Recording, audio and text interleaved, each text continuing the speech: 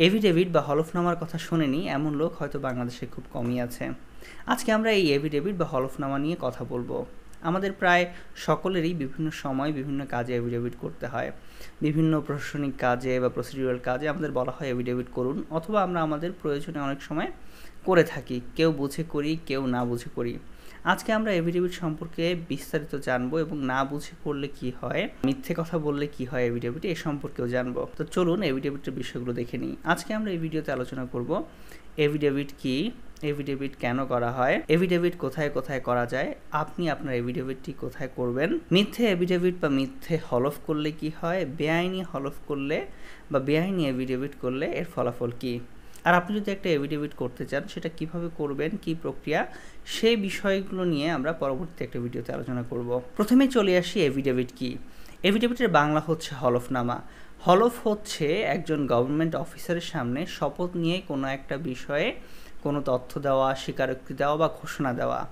এখানে মনে রাখতে হবে, আপনি যখন একটা কথা এমনিতেই বললেন কোনো কাগজে না লিখে বা কোনো লিগাল ডকুমেন্ট না করে, তখন সেটার যে এভিডেন্সিয়ারি ভ্যালু বা সাক্ষ্যগত মূল্য, সহজ ভাষায় আদালতে সেটার যে মূল্য, অন্যদিকে আপনি যখন একটা গভর্নমেন্ট স্ট্যাম্পে লিখলেন, একজন নোটারি পাবলিক বা ফার্স্ট ক্লাস ম্যাজিস্ট্রেটের সামনে একটা কথা বললেন শপথ নিয়ে, এবং সেটা আরেকজন আইনজীবী আপনাকে শনাক্ত করে সেটা পেশ করলো, তখন কিন্তু সেটার ভ্যালু কিন্তু ভাস্টলি ডিফারেন্ট হয়।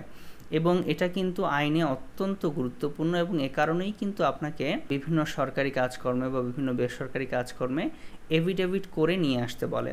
কারণ এই এভিডেভিটটা কিন্তু একটা প্রমাণ, এবং আপনি কিন্তু যখন আপনার অ্যাডভোকেট আপনাকে শনাক্ত করলো এবং একজন নোটারি পাবলিক অথবা একজন ম্যাজিস্ট্রেট যখন আপনার কথাটা গ্রহণ করল, তখন কিন্তু আপনি সেটা ডিনাই করতে পারবেন না, এবং মিথ্যে কথা বললে এভিডেভিটে অথবা বেআইনি এভিডেভিট করলে তার কিছু কনসিকুয়েন্স আছে, সেগুলোর জন্য আপনি দায়বদ্ধ হবেন। এবং এই কারণেই কিন্তু সরকারি যে কোনো ডকুমেন্টে চেঞ্জ যেখানে বিশেষ করে প্রয়োজন হয়, নেম চেঞ্জ, ধর্ম চেঞ্জ, তখন কিন্তু এভিডেভিট চেয়ে বসে। তো আপনারা বুঝতেই পারছেন যে একটা এভিডেভিট ইচ্ছে করলেই কিন্তু করা যাবে না, এর বেশ কিছু কনসিকুয়েন্স আছে। প্রশ্ন হচ্ছে এভিডেভিট কার সামনে করতে হয়, বা সহজভাবে বলতে পারি যে এভিডেভিট কোথায় কোথায় করা যায়।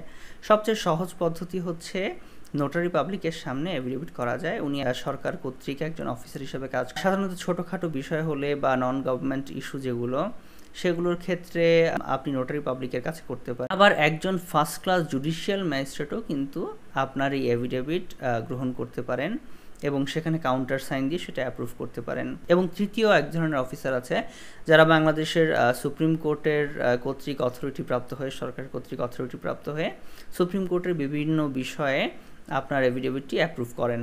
সো আপনি বুঝতেই পারছেন যে আপনার কোন ধরনের এভিডেভিট হলে আপনি কোথায় এভিডেভিট করবেন। আরেকবার যদি সংক্ষেপে বলি, তাহলে সাধারণ যে কোনো বিষয়ে আপনি নোটারি পাবলিকের কাছে করতে পারেন, যেখানে গভর্নমেন্টের দলিলের বিষয় আছে বা গভর্নমেন্ট কোনো অফিসে সাবমিট করবেন বা অ্যাম্বাসিতে সাবমিট করবেন, সেখানে সাধারণত ফার্স্ট ক্লাস ম্যাজিস্ট্রেটের কাছ থেকে এভিডেভিটটি চায়।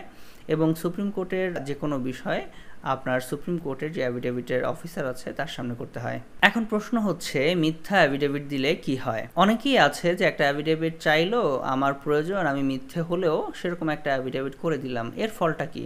আমি প্রথমেই কিন্তু উল্লেখ করেছি যে এভিডেভিট কিন্তু একটা লিগাল ডকুমেন্ট হয়ে যায় এবং এর কিন্তু একটা কনসিকুয়েন্স আছে। মিথ্যা দিলে কিন্তু সমস্যা আছে। সমস্যাটা কি?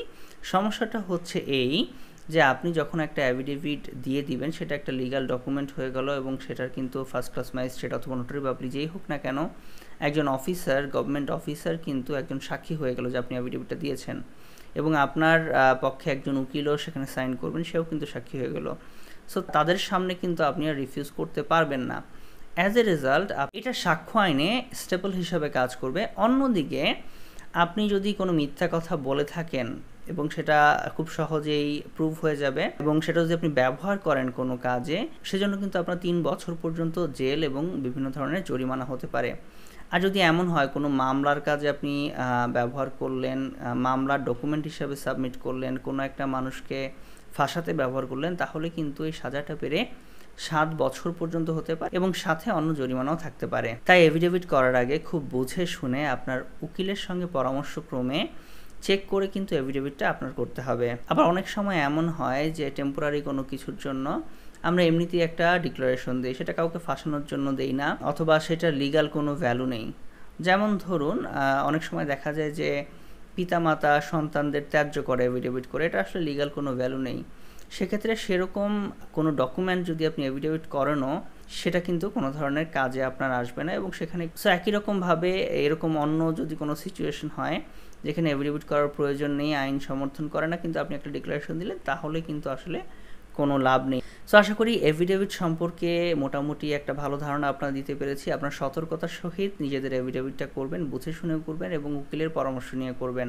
এখন আপনার যদি একটা এফিডেভিট করার প্রয়োজন হয়, অবশ্যই একজন উকিল ধরে নিয়ম মেনে করতে হবে। এখন কিভাবে কি করবেন, কোন কোন প্রক্রিয়া অনুসরণ করবেন, আপনার কি কাগজপত্র লাগবে, কত সময় লাগবে, কীরকম খরচ যেতে পারে, এই সম্পর্কে বিস্তারিত জানতে আমাদের পরবর্তী ভিডিওটি অবশ্যই দেখবেন। আশা করি আপনারা উপকৃত হবেন। তো সে পর্যন্ত ভালো থাকুন। আল্লাহ হাফেজ।